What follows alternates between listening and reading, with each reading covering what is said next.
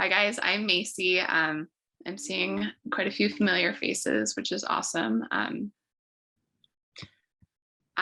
mean, before we start, maybe we could just kind of go around and we're in partnership with the Harvard Club today. And so my group, the little Pacific Northwest Pre-Meds group, are really happy to Harvard Club to put on this event today. At the beginning of the pandemic, my friends and I, we were really kind of struck, I think, by kind of the racial disparities that we had been seeing with COVID, as well as the earlier media reporting that seemed to kind of fail to address why these, like why we were seeing such inequalities. And so we initially kind of started a reading group focused more on that and focusing more on medical or sociological articles. But as we began to discuss these factors, we kind of simultaneously began to move more towards more literary work.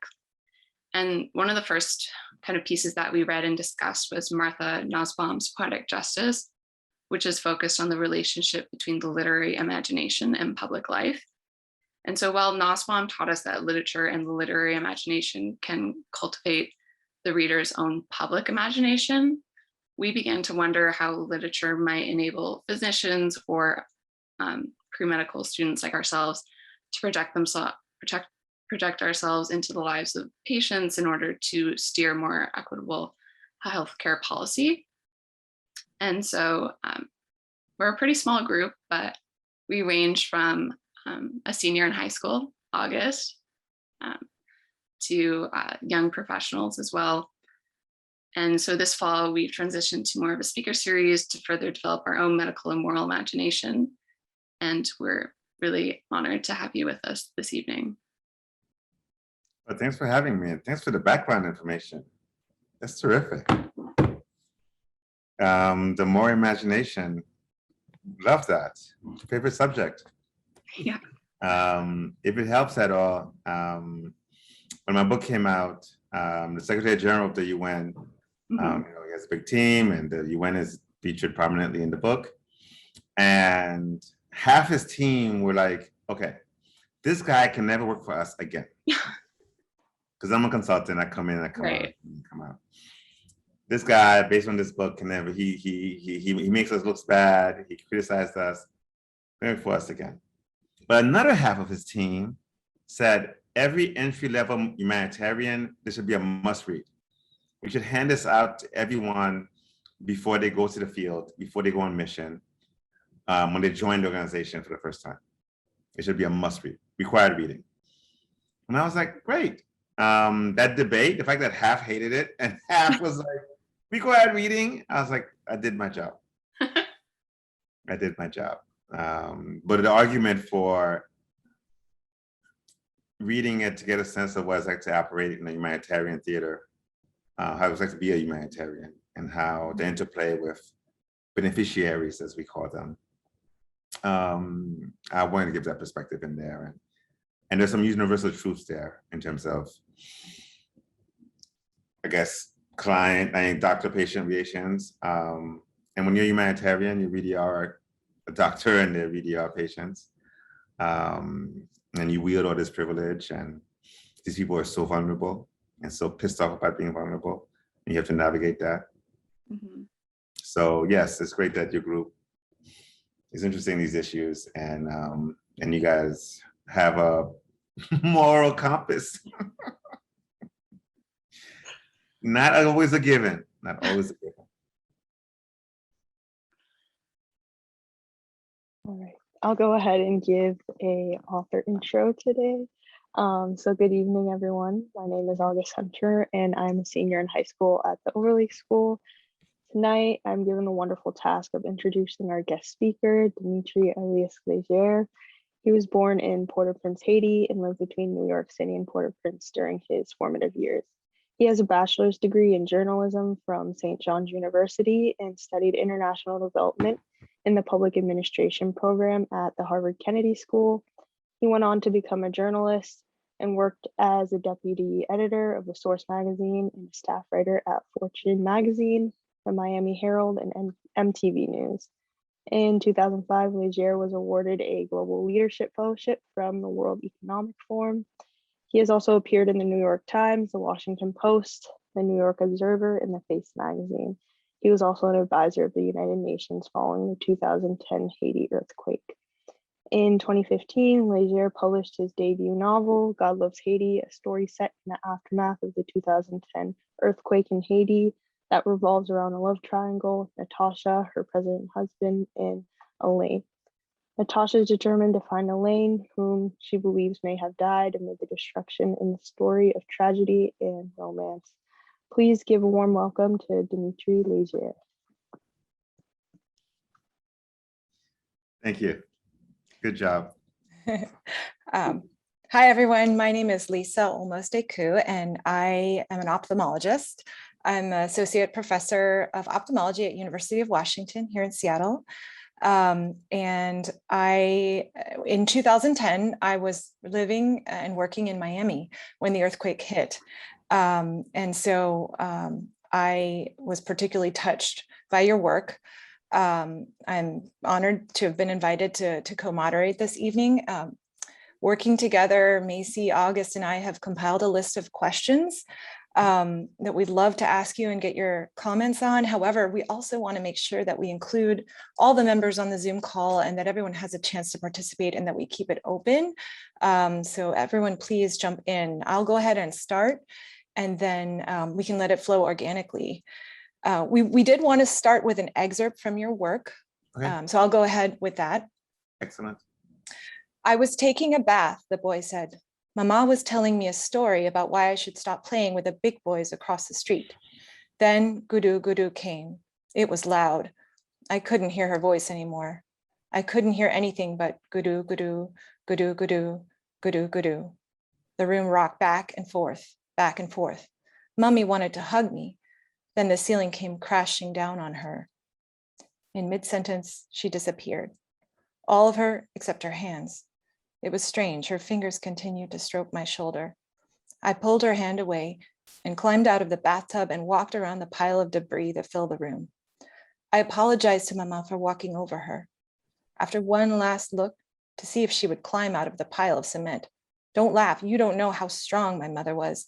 I walked out of the house through a small hole of light where the front door used to be. So we wanted to begin with this excerpt because as readers, we were deeply impacted by the detailed scenes of the earthquake and the aftermath, especially from the perspective of this young boy. Can you discuss a bit what it was like for you emotionally to return to your home country in 2010 and witness all of these stories and bear witness and hear people talking about their experiences? What were some of your strongest feelings that you were left with? Well, I guess the feelings I was left with are reflected in the book, Yeah. But my initial experience, those 8 months when I was there, was overwhelmed. I was overwhelmed. These missions are usually 3 months, humanitarian missions.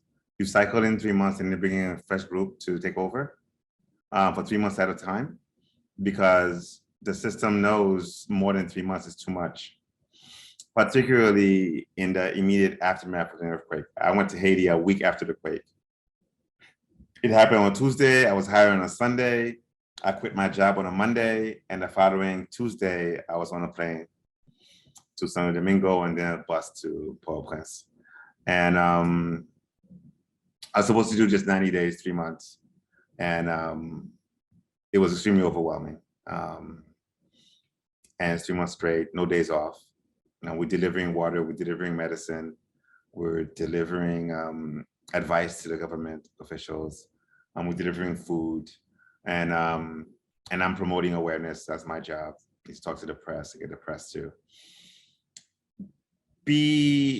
feel the impact of how the scale of the disaster, and also respect the work we're doing in disaster relief, but also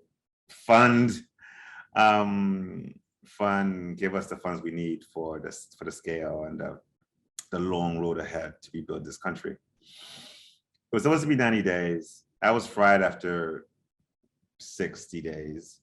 I limped through the last month, but halfway through, one of my colleagues at a bigger agency, because I was part of also of an agent, I was spokesperson, and I was part of a group of all the other spokespersons. We all met every week to figure out the messaging for that week, how to better communicate with the disaster affected communities. And to that group, I met all the other communications directors. And one of them at the biggest agency, UNDP, he was like, dude, I need to get back to America. I need to get back to Europe, to Geneva. I need you to replace me. And I lived in Geneva at the time. I was sleeping in Geneva when the earthquake happened. He's like, I need to go back to my wife and 2 kids because I'm going to be here 3 months and my wife is going nuts and I'm fried. I'm like, dude, I've been here 3 months. My wife is going nuts. I have 2 kids in Geneva as well. And I'm fried. He's like, yeah, but I've done this for 20 years. You just got here.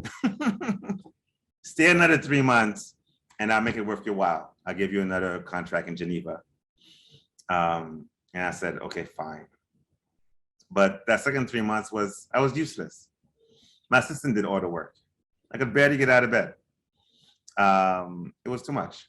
It was too much. Just the whole commute, I lived in a tent in a military base with 400 people. I lived in a tent with 200 other guys. It's like a giant tent and we each have a little slot, a little cell size room for ourselves. When you have to leave your tent to go outside, to go to the bathroom for smoke, you have to unzip your room. And that sound is excruciating and it wakes you up. And so you barely sleep because the zipper sound happens all through the night. So it was like 3 months of not sleeping and another 3 months of barely sleeping.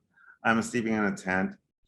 I was so done. The last 3 months I did it on fumes and I couldn't wait to go home. But a funny thing happened when I got home. I spent 2 months of sleeping to recover. And around the 3rd month, that October, we and my family, we live in Geneva, but for school vacations, with Geneva, Geneva is not the attraction, but every other city around Geneva is. So for that October school vacation, we went down to Florence to see a friend of ours who had kids the same age.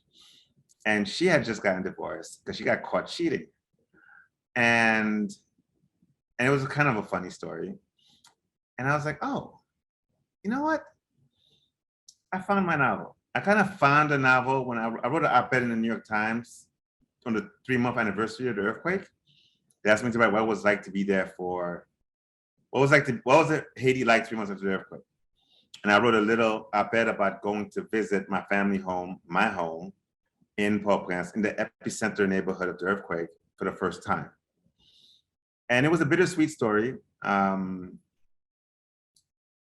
But that tone was like, oh, okay, I could do a novel like this. Where there was good, there was bad, but overall it was romantic. And I was like, okay, that's my tone for a novel. So I knew that. I had that breakthrough that April. So in October, I'm like, oh, okay. Yeah, a bittersweet story about an adulteress in Haiti after the earthquake. And to my mind, the book is a romantic comedy. When I wrote a chapter, I got to the point where it makes me laugh. And I'm like, okay, bet I got to the funny. So now I get to move the plot along and start a new chapter. Once I get to the funny of a chapter, then I'm like, cool, this chapter is done. Next step, let's finish the chapter, and move the plot along and go to the next chapter, get to the funny, and then move on. Getting to the funny was very important to me. And I remember when I was writing the book, I was telling a friend about this, and he was like, but you're not funny. Well, what you gonna do? I remember having some good laughs in Haiti during this time. Gallows humor mostly. But it's like, like the TV show MASH, and various other movies that were set in Vietnam or World War II, but especially Vietnam. There's a lot of dark comedy set in Vietnam. And I was thinking more along the lines of Gallows humor. And then that's why the story of the love triangle came to mind, and the laughs gave me the propulsion to write it. But 3 months afterwards, During it, my agent then, he reached out after he read the op-ed in the Times. Said, hey, if you want to make this a book, I'm here for you. I'm like, dude, I live in a tent with 200 guys. I'm not thinking about literature right now. So I'm making it through the day. But he checked in every month. And even when I got back, he checked in. And then when he checked in October, I'm like, you know what? It's gonna be a novel. It's not gonna be a memoir about being a 40-year-old Haitian guy in his country for the first time in 24 years, dealing with horrors. I lived it, I don't wanna read it. It's gonna be a story that I haven't read yet. A story that nobody else has ever written. It's about the blues, coping mechanisms, PTSD, faith. It's a book that I haven't read. There's a lot of Haitian writers. There's like a dozen who are extremely famous in France. There's another one in America who's huge. And I'm a big fan of their works, and for years. And there's Juno Diaz, who's Dominican, and there's a lot of great writers writing about the island in different registers.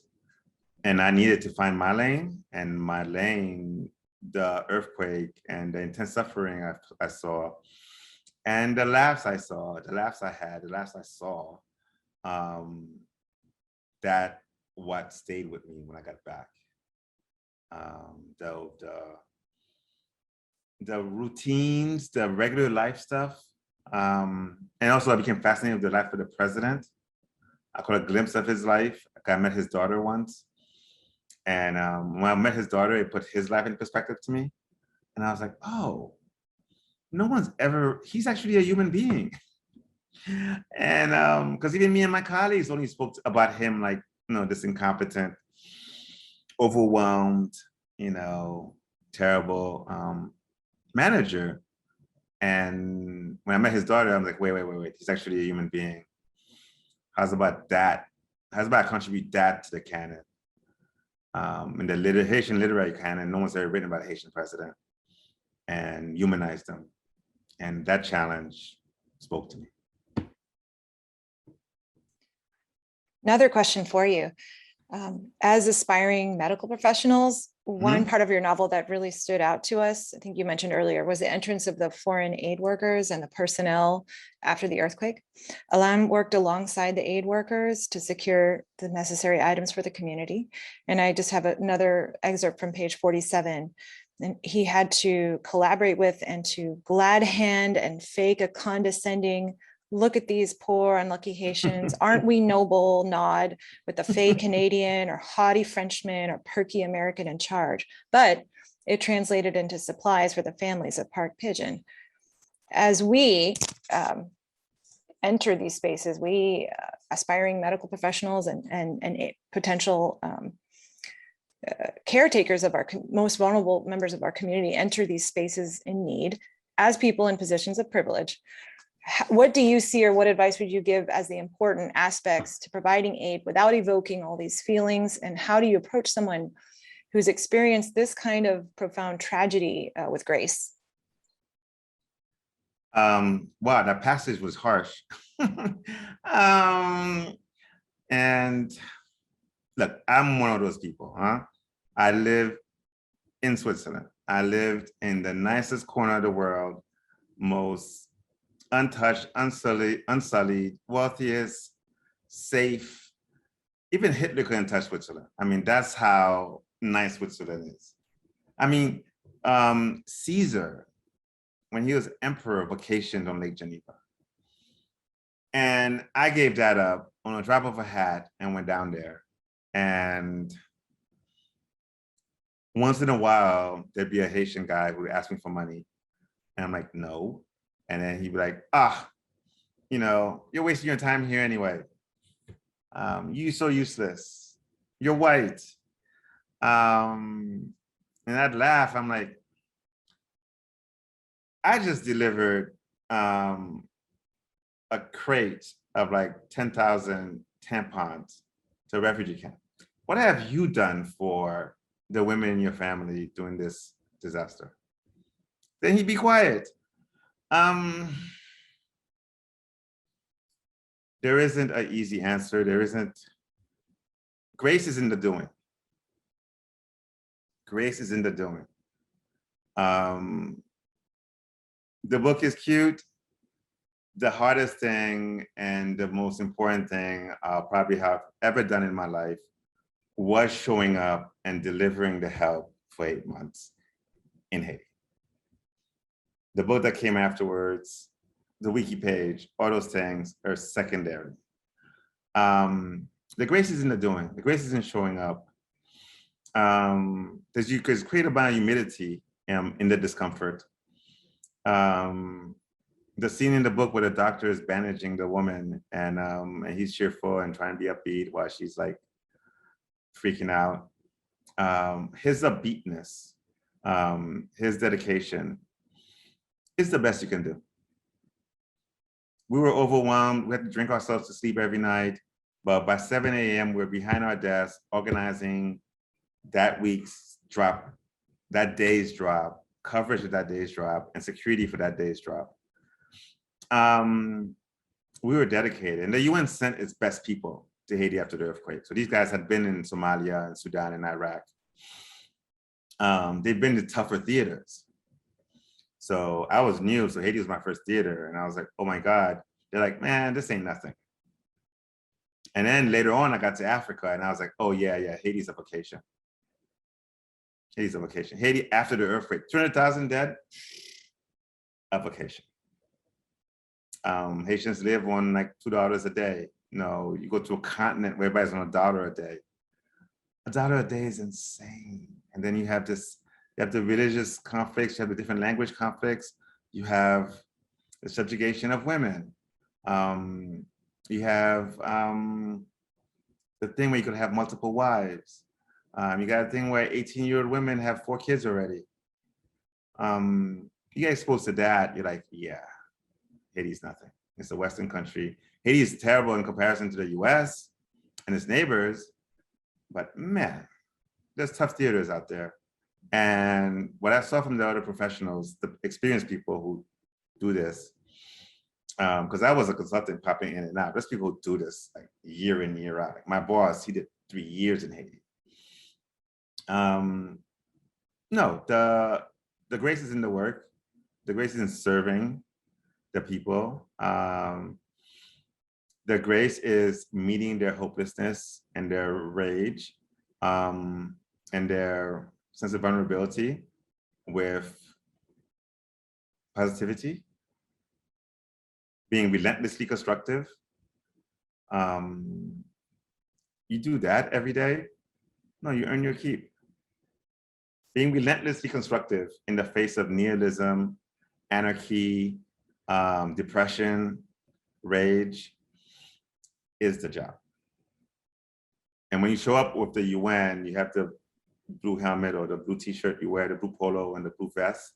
It's like a halo, because you're a trusted broker. Doing this with NGOs, you're more vulnerable, there's more questions, there's more skeptics. Doing it as to the USAID, to the State Department, there's more skeptics and you get more questions. The UN gives you a halo, and that halo is like a power, it's like a superpower, because you're a trusted broker. People, expect you to do good. They welcome you. They don't trust the French, they don't trust the Americans, but they trust us. And that halo helped. But whether you're in a country like Haiti, or you're in the inner city, or you're at a prison anywhere in America, or a terrible high school, being relentlessly constructive is the job. And then the help you deliver through medicine or through music, through all these other things comes second. Empathy, big chunk of empathy is showing up and not being brought down. So Dimitry, can I piggyback on that question? Mm-hmm. Lisa, did Lisa ask that question? Because I was like, okay. So, that, you know,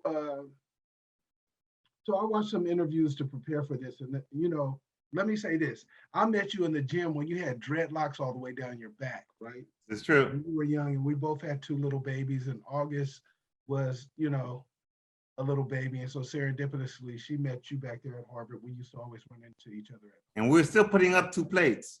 right?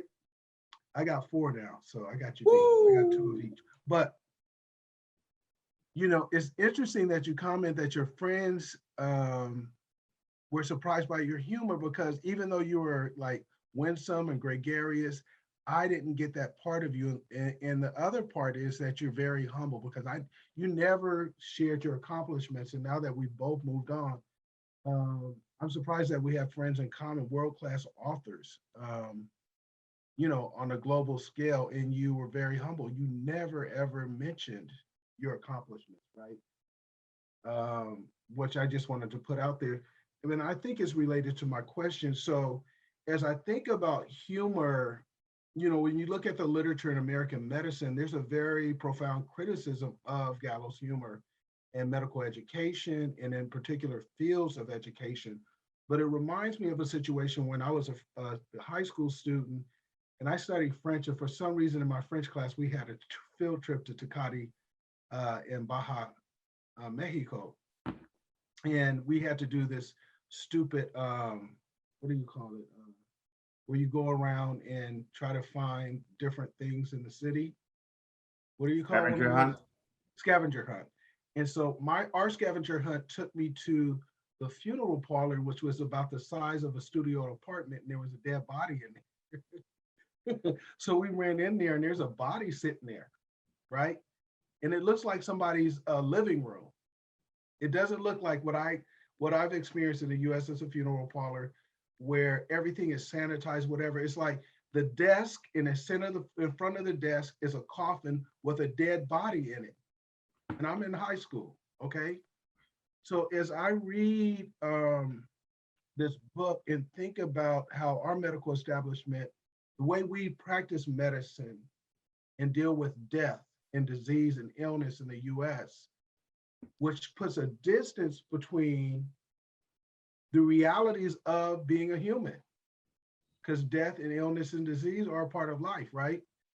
The question I have is how it, like, you know, looking at the relationship between France and Haiti and thinking about mental health in different ways it's dealt with in both countries,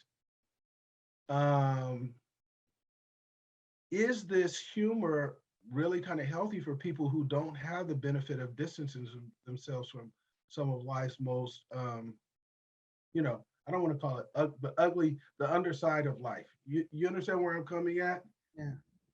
Like, Well, poverty. Now, you know, we're all crying in Seattle because there's all these homeless encampments here and all these poor people around us, and we don't really want to experience that. But in other countries, in the developing world, you can't escape those realities. So do you have any thoughts about that?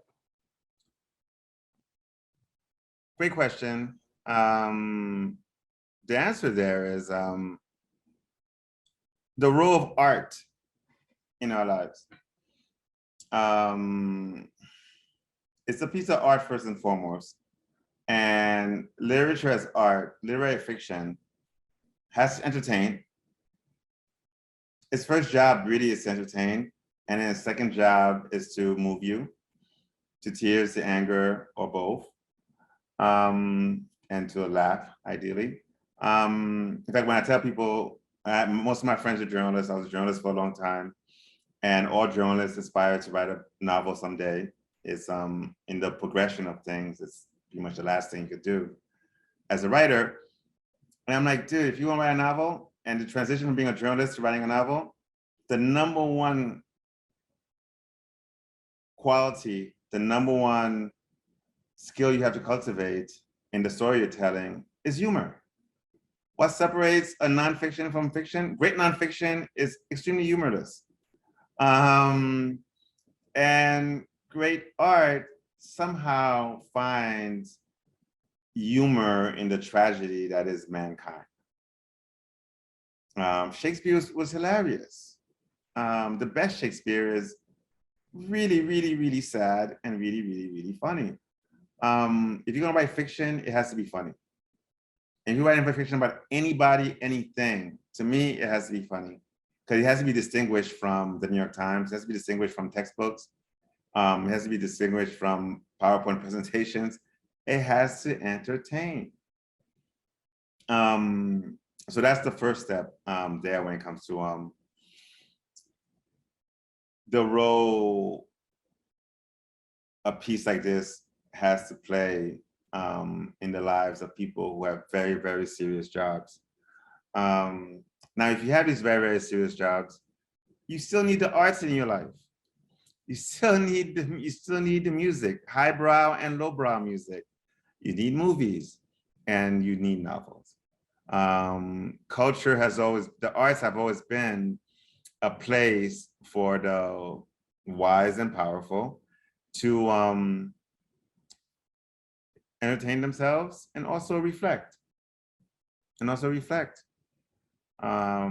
laugh at themselves. You gotta laugh at yourself. That's probably one thing Americans are not good at, because we're so powerful and we're so ambitious and we're so relentless in both those things. But there's so many answers we don't have. I mean, the book raises questions, doesn't offer questions. I know when you see interviews with me, 99% of the time I get asked about, well, can God really love Haiti? I get asked that so many times with a straight face. And I'm like, well, you know what? Last time I saw him in the gym, he didn't tell me who he loved and who he didn't love. I don't have a direct pipeline to God. And then they ask me, what, do you even believe in God? And I'm like, well, that's an interesting question. And it's still irrelevant to the piece of work that we're engaging. It's a question more than an answer. I mean, God Loves Haiti, when we were trying to figure out the French title, it's like literal translation was too flat. In English, it brims with irony. In French, the irony doesn't come through unless you would put a question mark behind it or make it a half phrase like, when God loved Haiti. That would have been the French version of the title that has the irony of the English version. So the English version plays on the fact that God bless America is a very common phrase. But it's never assumed that God could bless another country. It's always assumed that God blesses America and no one else.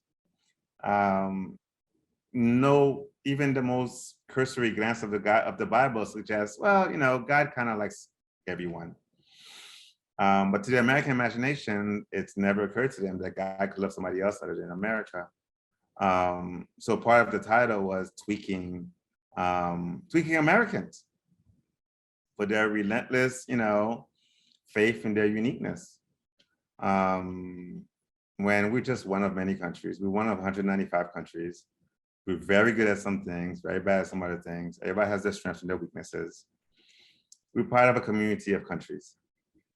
And part of the title, part of the story of the book is to create that kind of reflection in the powerful here, the powerful in Haiti, and the powerful everywhere else. I'm too privileged to not be conscious of my privilege. And I've been around the block too many times to not be humbled by the things I see. So yeah, that would be my answer to that question, which is that, yeah, as doctors, as American doctors, as people of different ethnicities, when you encounter people of more modest backgrounds and more modest states in life, one family, one love. I'm a Bob Marley fan. The book is like a long Bob Marley song. At the end of the day, because I don't have the answers, but he did have that spirit, and he did argue that, well, you know, well, one love. And that means meeting people where they are. I have teenage kids. You have to meet them where they are, especially when they get older. When they get to be, I have a college sophomore. Our relationship took a whole new level this fall because I went to campus with him, moved him in, met his best friends, and saw his world. that he's building over there. And he's so happy about that. And it's like, I couldn't get him to come to New York this summer to see me, but I went to see him. We met and we went to his campus and rented a car and did all that. And he was so happy. And we've been in such a good relationship since. And what happened here is I met him where he's at. He did not want to come and see me in New York and do the classic, visit of all my friends and all the cool places. And it's like, no, I'm tired of being like your son who gets taken around to do what you want. I'm at an age now, I'm 19. I want you to meet me where I'm at and discover my world and see that it's not bad. And I think our power dynamic has now shifted to a more slightly egalitarian level. And that's what we have to do when we encounter the vulnerable, is to meet them where they are and understand the grouchiness, understand the moodiness, the fickleness, because it sucks to be vulnerable. I mean, as a medical educator, I try to tell my trainees this, everyone who's coming to you, they're not coming to you because they want to see you. They're really coming to you because they have a problem, they need help, or, they're going through tough times. And so you really have to cut them some slack and try and understand where they're coming from. But one thing that you mentioned when you were answering that prior question about the Americans and kind of tweaking the Americans, we were curious about what has your experience been being really both a Haitian and an American, and you answered that a little bit, but there was one particular passage that we thought was salient. It's on page 66. The president is thinking to himself, the American armed forces had sent a slew of giant airplanes. His gracious hosts were beginning an informal occupation, a tightening of a grip meant to keep his country stable, which was a far cry from healthy and a galaxy away from developed or even developing. I thought that was really interesting, and wondering how you feel straddling that sort of divide. It's tough.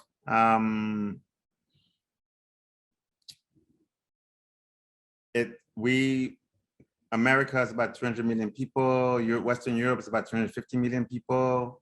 Japan is about 150. So let's say there's 1 billion people on the planet with this kind of wealth. That means there's 7 billion who are on the other extreme. There isn't much of a middle class, like Eastern Europe, maybe a little bit of Asia, but not really. South America pretty much is. This hemisphere in general is more developed than the rest of the world. But for the most part, our wealth, we have a $12 trillion economy. Our wealth compared to most of the planet is pretty extreme. And I remember at some point, after a few years in America, when I was in America permanently at the age of 14, and I go to college and I start living out my dreams. I've been living out my dreams since college. I majored in journalism. I went to write for some magazines, interview my favorite celebrities. I got to do all that. I've been going through a checklist all my life, and it's kind of been working out. But I know at some point in my 20s, I was like, wow, why does everything work out for me, but not for Haiti? And that made writing about Haiti difficult because I felt guilty. I felt something akin to survivor's guilt. Which is not unique for most expatriates from developing countries who live here. And most people deal with the guilt differently. Some people are like, well, sucks for them. And other people send money back relentlessly. They send like a big chunk of their salary. They buy houses down there that they could never live in. They try to deal with the guilt that way. And I tried to deal with it for many years. And then when I got to Haiti after the earthquake, I was like, okay, we're even. We're even, because this sucks. And I didn't have to do this, but I'm doing it anyway because I need to give back. Noblesse oblige is really important. It's a thing that was very popular in American culture pre-Clinton. It was a very endemic part. There's a reason why the greatest American presidents, the ones who did more for all Americans, not just the property owners, were tended to have been well-born. Like FDR integrated the federal government, among other accomplishments. FDR was a Roosevelt, a cousin of a president. I mean, he was, a Roosevelt. And then down the line, LBJ from Texas. He was like a powerful guy from Texas. I mean, it's always a powerful thing. And even over down to Bush W with PEPFAR, this $15 billion program to fight AIDS in sub-Saharan Africa. That's done a good job in controlling, containing the disease down there. He believed in noblesse oblige. I mean, his family had a long tradition of public service that goes back like centuries. Those traditions have existed for a long time to help people who are privileged accept and embrace public service. And also, faith helps. The United Nations, humanitarian law, the Red Cross, those organizations were created as secular answers to the Catholic Church. I've been doing missions for 11 years. The Catholic Church has been doing missions for 1,000 years. The Red Cross was invented to do the same kind of mission, but using secular terms. Humanitarian law is a different take on the 10 Commandments, but it all comes down to thou shalt help the less fortunate. There's nobility in that. So whether you use the secular language or whether you use the language of faith, there's always been nobility in helping the less fortunate. You can't take it with you, as they say, and turning the other cheek and bending down to help the less fortunate. Now, whether you use secular terms to justify it or you use faith to justify it, it's always the highest calling. And it's a particularly highest calling in the wealthiest corners of the world. So that language eventually helped me. At some point when my son was born, I was raised Catholic, just like everybody else. Once I moved out of my parents' house, I stopped going to church. And then when my son was born, I was like, well, I could use some backup. I could use some backup in making sure that he's okay. In case my wit and charm and hustle is not enough. You could not drink and drive, but you can control all drunk drivers. So that's where prayer comes in. That's where a little bit of, can you please not let a drunk driver hit me today? That's where faith comes in. To me, faith is like, how do you explain good luck? You can't. It's not about know-how or can do or probabilities. It's like, it's random. It's random that we have American passports and 10 billion people don't. And where you're born, the family you're born in, the privileges that come with that, very random. There haven't really been many secular answers to explanations for good luck. They just agree that it's random. But what other religions try to do is not just explain, but codify a response to good fortune and codify a response to bad fortune. And that's the best we can do. We have to acknowledge our good fortune, and then we have to embrace the nobility that comes with helping the least vulnerable, the less lucky. And it's really just luck. And there's no answers to good luck and bad luck. It baffles me. It baffles me, but it's there. It's definitely there. And definitely some of us just have lucky stars and a lot of us don't. And I remember when the French book was coming out, the French version of my book was coming out in September. I'm talking to my French publisher and he's like, damn, there's an earthquake this week. There was an earthquake this week in Haiti. like 2 weeks before the book came out. And I could see him going, shit, I'm gonna sell more books as a result. And I'm like, it is true. It is true. And how insane it is that I'm putting out a book, another book about an earthquake, or a version of the same book about an earthquake, and there's an earthquake, and there's an assassination of a president, and there's a hurricane. That's good luck. That's really shitty luck. And we have to look at the irony. We have to have a sense of humor, because a lot of our good fortune comes with oddities, and that should be humbling. And that should encourage us to give back. When people look for motivations, the motivations would be like, no, there's nobility in giving back, because no one, that's the reason why Bill Gates has the biggest charity in the world, because he realized having $60 billion, being the richest man in the world, is not the only thing you want on your tombstone.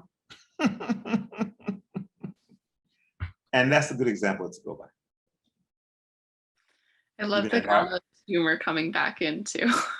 I think jumping back to your response to the previous question, something about the book that really struck me was just the way that Natasha's art was really portrayed as almost like a work of love for her community and her people, as well as the inspiration that she saw in Dante's work, who, you know, was also kind of the sense of longing for his own community after being kicked out of Florence.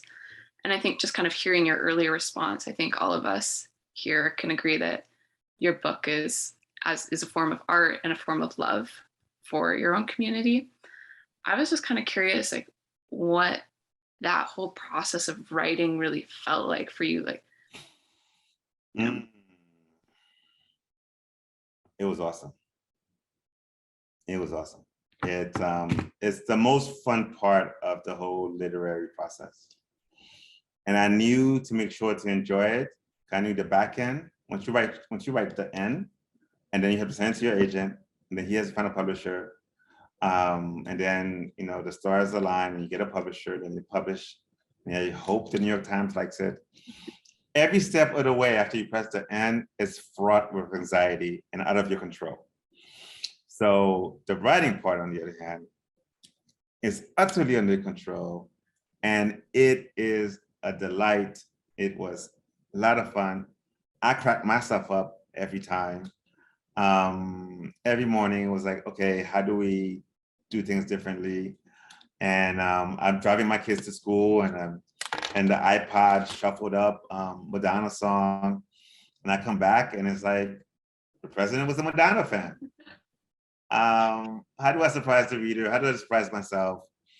Oh, that process is awesome.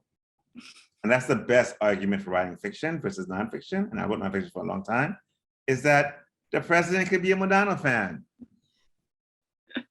I like love Anything goes. It was like he almost, right? It just makes your characters almost so much more sympathetic. You know, I almost found myself like liking the president by the end. Yes. That was the idea. The idea was to make them human, and it's like they're flawed and they're all right in some other hands. And find different ways to upend my expectations and upend the conventional wisdom and surprise myself and crack myself up. Oh man, it was great. It was great. And it's funny because I struggled to write about Haiti for a long time. And it took going back for it to happen, and seeing everything I saw, but it took really doing the work I did to be able to be like, okay, all we could do is contribute a drop in the bucket. The world is as it is, and I think Graham Greene said that, and it is as it's always going to be. We come in, we contribute a drop in the bucket, and we out. Life is brief, random stuff happens, the earth could literally betray you. So yeah, I wrote with that kind of urgency. I wrote it in just a year. Oh, wow. And I was thinking, I need to get this done. I'm about to turn 40. I need to get this done before an earthquake comes and kills me. Even though I was in Geneva, which is earthquake proof. Yeah. But I know I cracked myself up because I wanted to surprise the reader and surprise myself. I needed to see people to see places of Haiti that they couldn't see, and Haitians in a different way. And my agent said the magic words. He was annoyed when I told him I was writing a novel. Yet he then said, you know what? Well, good luck with that. The one thing you should know about a novel, what makes a novel good or bad, it's all about the voice. And I So took that to mean that. if I can just jump in and ask about Go ahead. that. So one of the things that I really enjoyed was the character development, the internal dialogue of the characters and their sort of internal persona. And then, you know, so they have their internal persona, but they're trying to manufacture a different external persona that they project to, you know, to the world and to the other people that they're working with and interacting with. Would you mind talking a little bit about, you know, the characters and the character development? And so I ask because I find myself doing that, you know, it's like, well, you know, am I doing the right thing? And then, you know, you have to make a decision and then project that out. So can you talk about the characters and the character development? And I thought it was good. That was thank you for that. Yeah, I thought about characters, and I thought it was like diaries. I was like, let's read these people's diaries. I thought the idea of just getting inside people's skins and the contrast between who they are inside and what their physical situation is. I was into that contrast, and the novels I love the most do that. There's a long tradition of that. I think I was motivated at some point when I read about Dante the man. The Divine Comedies, I don't know, poet goes through hell and gets a tour of hell and purgatory and heaven. And in heaven, the person who gave him the privilege to be the one living person to see all these things was his long deceased love of his life. And then I learned that Dante wrote that when he was in exile in northern Italy from Florence, because he fell out of, because his group lost the Civil War. And I was like, man, so he was homesick. He was homesick, so he wrote a long poem exacting revenge over the people who kicked him out of his country. But they're the people who are all in hell and purgatory. So artists always have that duality, the art versus the human being. I was an entertainment journalist for a long time, and the truism was, you know, you don't really want to interview your favorite artist because you don't want to find out that he's an asshole. You will always be disappointed when you meet them as a human being. And same thing with sports stars, same things with, you know, all celebrities, really. Turns out they're real people. And they're not perfect, but they produce beauty and they produce humor. But, you know, beauty does not make beautiful people.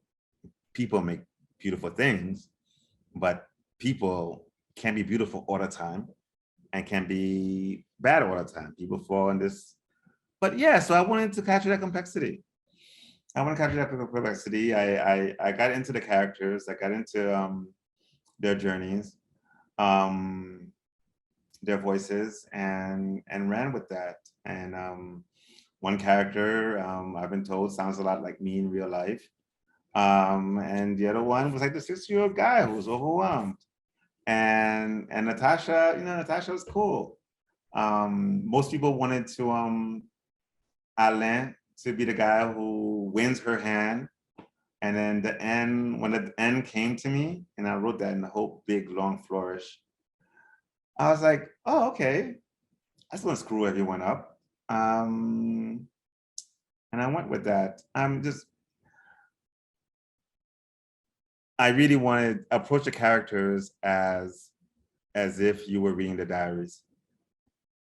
And in our diaries, those people who keep diaries, it's all about hopes and dreams and contradictions. And I wanted that contrast, because that's what you could do with fiction. Nonfiction, you can't really say, you know, what Hitler was really thinking. But in fiction, you could think it up. And I was helped a lot by fiction about World War II, a lot. because World War II has been well covered. And Graham Greene, he did a good job of covering the life of foreign correspondents in his fiction. He kind of has the canon of the interloper literature. Hemingway does a good job of internal life, and that helped a lot. And Toni Morrison was great with like not holding anything back about her particular perspective. And then I discovered belatedly a guy named Jose Saramago. Jose Saramago won the Nobel Prize in Literature in 1982. He's most famous in America for a novel called Blindness, where in the country one day, people start going blind. And then people are freaking out and they have to cope and help each other somehow and be selfish. He was a Portuguese writer, deeply Catholic, and who wrote about crisis of faith and the difficulty of being kind consistently in his country of 10 million people. And when I discovered him, and he wrote in this really highly ironic style, no quotation marks, page-long sentences, you never knew where you stood, and death could be a character who shows up in the book talking. I was like, oh wow! So I would read a little Saramago before writing to get my juices flowing. Because yeah, my favorite book of his called Death with Interruptions, and it's about a country where people stop dying one New Year's Day, and at first people are happy, and then second, third, people are really unhappy because if you were going to inherit a lot of money from your dead grandma and she doesn't die and she was on her deathbed, it's kind of annoying that she won't die. So he goes into all these things and he's great. So there's a canon of Catholic literature. And Graham Greene was deeply Catholic. Hemingway, Toni Morrison, turns out, who knew? And of course, Dante. There's a canon of Catholic literature where people look candidly at moral failings. Because what separates Catholics from other faiths is famous for confession. Going to confession. So I just took the idea of going to confession and made it literary. These people constantly go into confession, hoping that confession absolves them of being cheating bastards. And that's what I took to the extreme in writing these characters, was the idea of confession.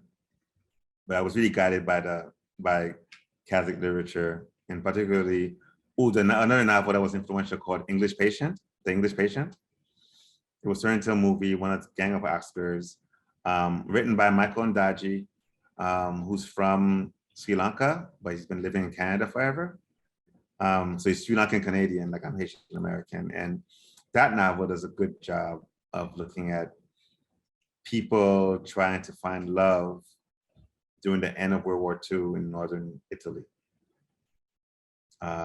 where after surviving the war, trying to escape the demons of what they saw in the war to grasp towards, love has this salvatory nature. Love has a way of making you feel cured of everything. So people in difficult situations reach towards it, even when it was seen inappropriate. And that novel does that. Does a good job of that. And that helped me a lot too. I had to read a few pages of that before getting going as well.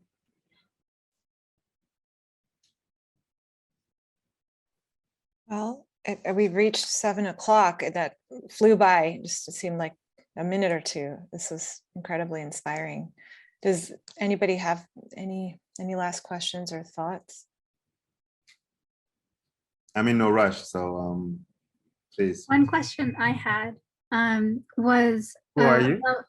I'm Ashveen. I'm I recently graduated from Seattle Pacific University. I'm also pre-med, so I'm planning on applying to med school next year. My question was a little bit more from like the health perspective, but at the same time, I was also wondering historically from the earthquake, did you think that writing this novel, you wanted to like uncover or like clarify some of the misunderstandings that happened from the earthquake, or some of like the biases or stereotypes that the American people think of when they think of Haiti? I didn't want to clarify. I wanted to raise questions. I wanted to make people reflect. America's misconceptions of Haiti actually were good fodder to make fun of. They were part of the fuel for the art. But what you take away from it, it varies by reader. And I did that on purpose. I made it so that you could root for every character and you could dislike every character. You could root for an ending, you could root for a different kind of ending. I made it so that ambiguity was built in for people to wrestle. If I had one driving hopeful outcome was to cheer up Haitians. I wasn't really thinking about Americans more. I was thinking about Haitians and how bummed out they were by all this calamity. And I wanted to give them a text to cheer them up. Yeah, of course. Yeah. And I mean, that was driving. And then with the Americans and the Westerners, I knew the biases they bring to it. And I hope to make fun of it. And through that, create reflection for them to question their biases and hopefully find a new approach to engaging with Haiti and countries like it and people like Haiti. And Haiti, in many ways, I never thought about this, but now I do, is a metaphor for unlucky siblings, unlucky relatives. Haiti and America have an intimate relationship that goes back hundreds of years. I mean, Haitian general who was fighting the war for independence, at the same time as America was fighting its war, we sent troops to America to help George Washington out. So it's a long, and we're the two oldest republics in the hemisphere. So it's a long entwined relationship. It's a failure on both sides that brotherhood did not come out of the relationship. America has brotherhood with Canada, but not really anybody else in the hemisphere. With Mexico, it's grudging. With Cuba, it's ridiculous. With us, it's ridiculous. And go on. They like Dominican Republic and the Bahamas and Jamaica, but they're skeptical on Venezuela, but they like Brazil. Like, America is very fickle in its relationship with its neighbors. And the fortune of these neighbors go up and down based on their relationship with America. So it's almost like a family. And America is the rich uncle or the rich sibling, but the extremely rich sibling. It's almost like if you had somebody in your family who was an NBA player and was making $50 million a year, every holiday and every Christmas would be like, did he give you any money? I mean, even if half goes to taxes, 25 million, like these guys could make 100 grand. Like, I think when somebody gets suspended for a game, it's like 200 grand per game. Like, even after taxes, you could pay your tuition with like one game check. And the absurdity of that extreme wealth in any community, in any family, is kind of absurd and destabilizing. And so I love America. It's been fantastic for me. And it puts me in the awkward position of being seen as a rich uncle. I'm far from rich. In Switzerland, this is funny. In Switzerland, people always come up to me in a restaurant where I'm writing or in a cafe or in our neighborhood. And like, so are you a famous soccer player? Because it's always absurd to them a bit that, okay, you must be wealthy because you live here and you're really comfortable here. And if you're Black and you're here, that makes no sense. So you better be a famous soccer player. And then my answer would always be, I'm the opposite of a famous soccer player. I'm a famous novelist. The most popular person on Instagram with the most followers on all of Instagram is not a Kardashian, it's a soccer player. Like he makes like 100 million a year. And whole other extreme. So no, I'm not a soccer player, I'm a novelist. We have the lowest cultural capital, we have the lowest revenue streams, and so on and so forth. But nonetheless, I managed to come to America and go to Harvard and live all these fantasies. And I have to be accountable to my family about it, my siblings, my high school friends. So as Americans, we always have that burden. And we have to navigate it. That's why the word grace was a good one. And I hope the book helps people become aware of that and also see possible ways to deal with it. You're right. It's okay for you to get angry, to be frustrated, but I keep it to yourself. Great power comes great responsibility. So Dimitri, feeding off on that, I'm Jamie Litvak. I'm a otolaryngologist, head neck surgeon, and I'm a good friend of Lisa's actually, and I'm on faculty at the other medical school, Washington State University. Awesome. But my question is more personal, and that has to do with your children. And you were talking about that, with great wealth comes great responsibility and accountability. What are your thoughts on conveying that to the next generation, particularly to your children who have benefited from that, right? And yeah. I was very conscious about that.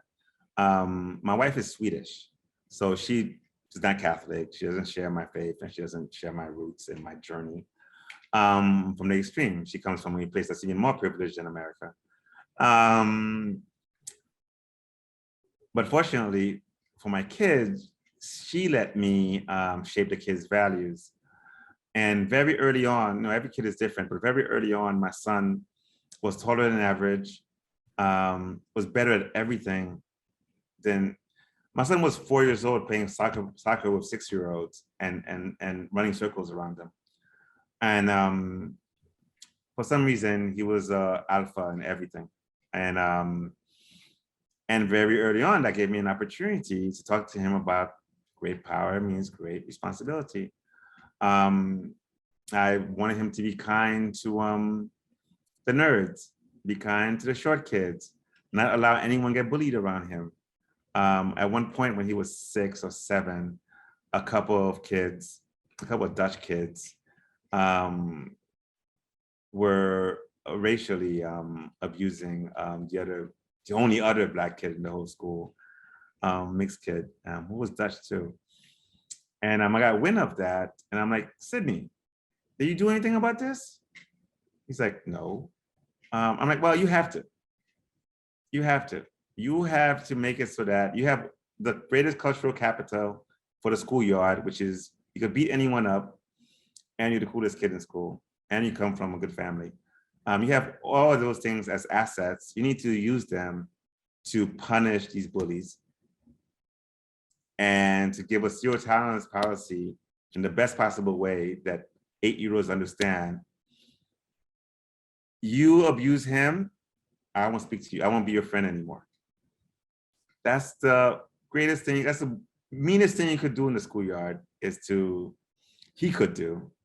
I told him you have to use your status to protect people from getting bullied. And he embraced it. He nodded and never said anything. But a few months later, because in France, so we live in France outside of Geneva. France is like New Jersey to Geneva's Manhattan, if that makes sense. So Wednesday, there's no school. So on Wednesdays, there's no school. That means that's a day where the people do sports, where kids do sports and arts and birthday parties. So every Wednesday, there's a birthday party. So this Wednesday is like, hey, it's a friend of mine, it's his birthday. We need to go buy a gift, and you have to take me to the birthday party. All right, cool. We do a thing. We go to a bookstore. We always go to bookstores, and we only give books as birthday gifts.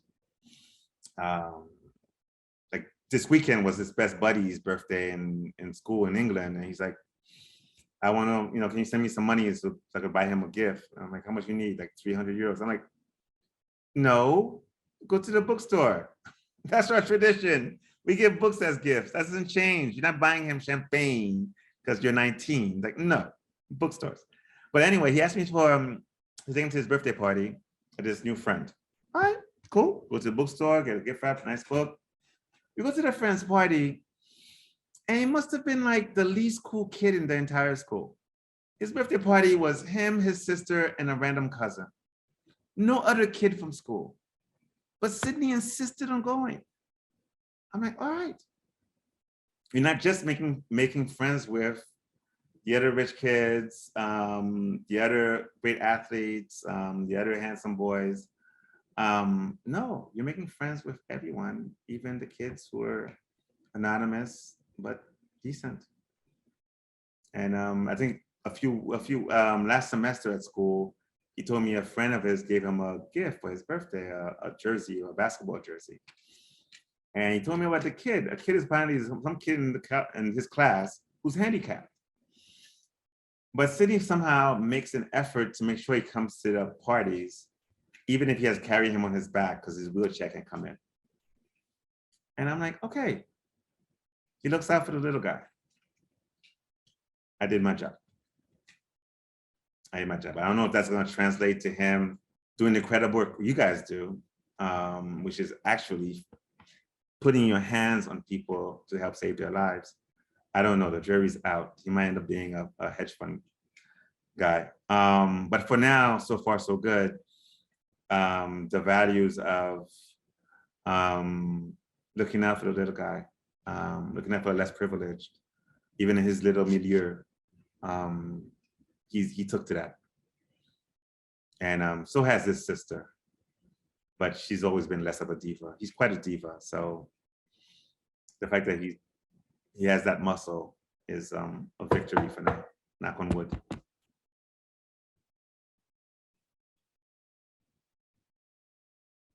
Thank you. I think for a lot of us, you know, doctors, we do fairly well in this country and it's very nice, but our kids, you know, they have it easier some ways, right? And we don't want that either. It's important for them to have a little discomfort. It is, and it's and I don't want him, and his mom would not ever let him like not enjoy the spoils of his parents' ease. But you know, you could use it. You could use it, and we just stumbled on it. It just so happens, like, well, yeah, he was above average and everything, and he was like, okay. And then, by the way, all his friends since caught up to him and are not taller, but for some reason he shot up before everybody else. But yeah, there's definitely. I remember Bill Gates and his kids to do summer internships in Africa, in sub-Saharan Africa, you know, working for the UN agencies or NGOs, but, you know, fake names and all that.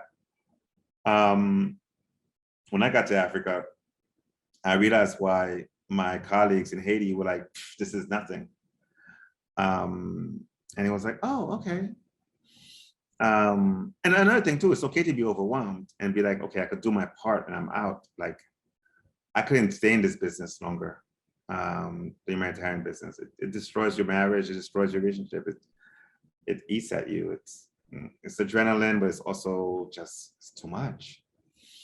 So it's okay to know limits, but it's okay to challenge our kids to believe in kindness and acts of kindness and generosity as a daily bread, as important to their daily life as the iPhone.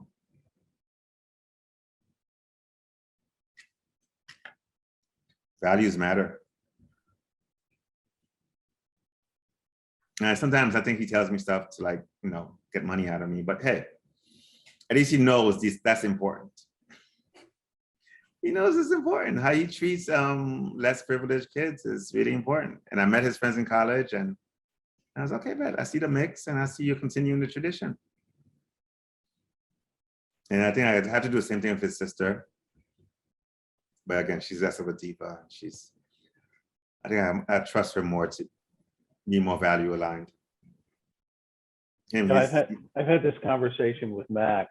I have 2 kids. I know Max has 4. And I mean, it's really hard building a new person from scratch. It is. And you only have this window between 0 and 12. And then they start talking back. That sucks. Well, they're testing, but you know, that can be, you know, a really, really positive thing. And yeah, and just kind of rewinding a little bit about the history of Haiti, I studied a little bit of the history of Toussaint Louverture and sort of the founding of Haiti, and it's absolutely fascinating. Did you read that book that came out, that big biography that came out a couple of years ago? No, I didn't read the big book. I got to confess, I have a Wikipedia good. level of understanding, but you know, I have That book is good because that book takes you to he was born in modern day Benin. Okay. In fact, most of the Haitians who fought the revolution were born in Benin. And oh, okay. I'll let you know. I don't have it here. It's called Louverture. Let me answer this question. He was born in modern day Benin, and that's where a lot of these guys were born. And when I went out there to work, it was like, oh, okay. Everybody looks Haitian, so it was like, wow, okay, well, yeah, he is from here. So it was fascinating that he was educated by. Well, anyway, he was. Who's he? I can't remember.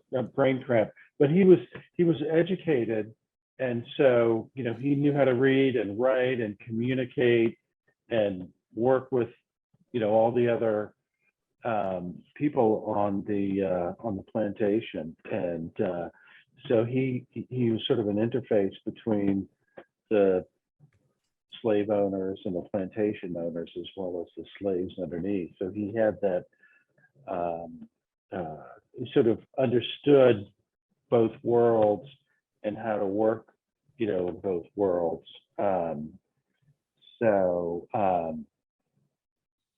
And that, what I want to say, so that skill I think is really valuable. As you point out, being able to see up and down the spectrum, the social, see and understand and communicate and work with all the different layers in the social hierarchy. Yeah, and he was trained to, and he was a general in the French army when he led the revolt. So in many ways, now that you mention it, he reminds me of there's a great parallel to him and Frederick Douglass. Frederick Douglass was son of a slave who somehow was taught to read by a master, and then became this great writer and oratory and counselor to Lincoln, and first Black ambassador in the United States government, and a thought leader par excellence for the whole second half of the 19th century. So Toussaint Louverture was similar, learned to read, was brilliant, and groomed to be a general in the French army that occupied Haiti, except he turned on the army and led the revolt. And earning Napoleon's greatest enmity. And Napoleon eventually caught him and invited him to dinner to be like, okay, sign of respect, but then arrested him and put him in a prison in Switzerland. And where he died of cold. I never could visit that prison. I couldn't bring myself to do it. It's called Elba. Napoleon died in Elba. Louverture was in the Jura in Switzerland. I couldn't visit it. I have friends who visited, but I couldn't do it. But yeah, but he was born in Benin, or in the area in Africa now called Benin, the border of Benin and Mali. Well, I think we're over time now, but this has been incredible. I think all of us have learned a lot and really gained from the experience. Thank you so much for sharing your time with us and your wisdom and your art. I hope everyone has a wonderful night, and this is being recorded so we can go back. Awesome. Thank you so much, Lisa, and everyone for having me. Please feel free to stay in touch, shoot me an email. Good luck in all your incredible work. My God, I've always envied doctors because you actually heal people. I'm a court gesture, but you guys actually. Well, I aspire to be a novelist, so the feeling goes both ways. Maybe you could share, if you don't mind sharing your email, perhaps. Yes. We could, maybe you can put it in the chat.